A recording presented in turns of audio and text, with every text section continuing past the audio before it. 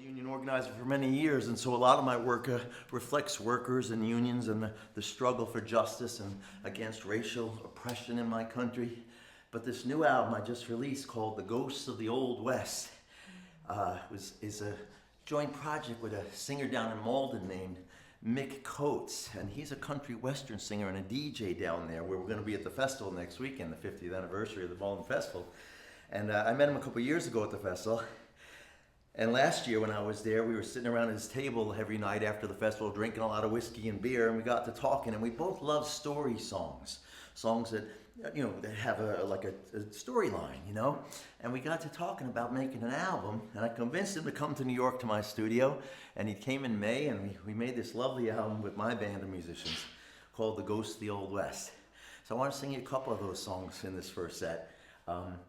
It's one of the least political albums I've ever made. I call it my off-election year record. But this is one of the story songs I wrote. It's a title song called The Ghost of the Old West. And I had this story developing in my mind for weeks before I actually wrote the song. There's this guy traveling through the Old West many years later as an old guy. He's getting closer to the places that haunt him. And he had been in love with this woman, but there was this conflict because her father wouldn't let her marry him. And I had to develop the story, and well, there had to be a conflict between the father. So I came up with this idea. I was staying at a place called Beluthahatchee in Florida, where Woody Guthrie had spent many months living there in the 50s with his friend Stetson Kennedy, who lived there. And there's a cat that comes by every morning when I'm down there. I've been there every year for, at least 2 or 3 days, if not more, for songwriting retreat. And that cat came up, and I had the idea, well, of course, that's great. He gives the lover a kitten. And the father's jealous, so he kills the kitten. He shoots the kitten, and he deserves to die for that alone, right? So the young man goes out seeking revenge. Now, I'll leave the storyline there. You're gonna have to listen to how it ends, okay?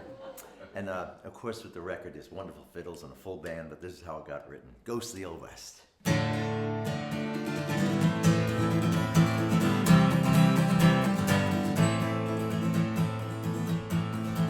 Been a long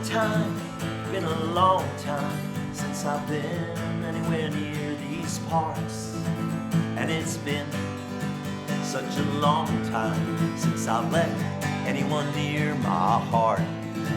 Oh, her name was Ellen Mae Johnson, and oh, I loved her so.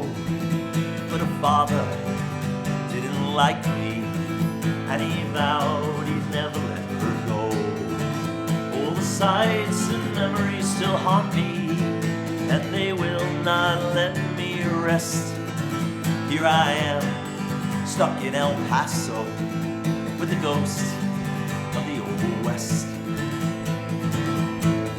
Well, Ellen Mae was such a fine creature, just as fine as anyone could be. She had just such a love for animals, and I know that she loved me. So I gave her a little black kitten, but that made her father mad. And in a fit of jealousy, he shot that kitten dead. All the sights and memories still haunt me, and they will not let me rest. Here I am, stuck in Tucson, with the ghosts of the Old West.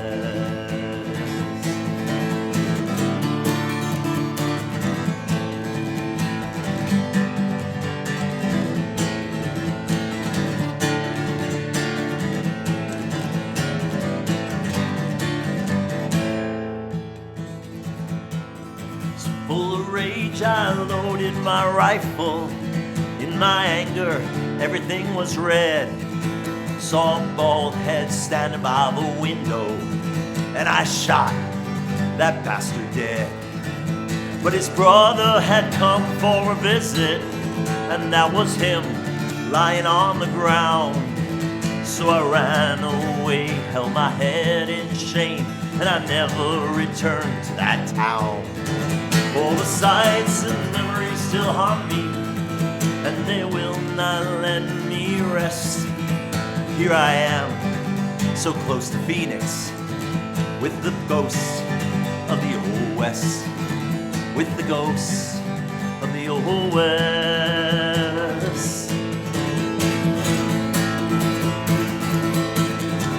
Oh, I heard she died of a fever not too long after I'd been gone. Ain't it strange how feelings last forever, and the work of these ghosts is never done?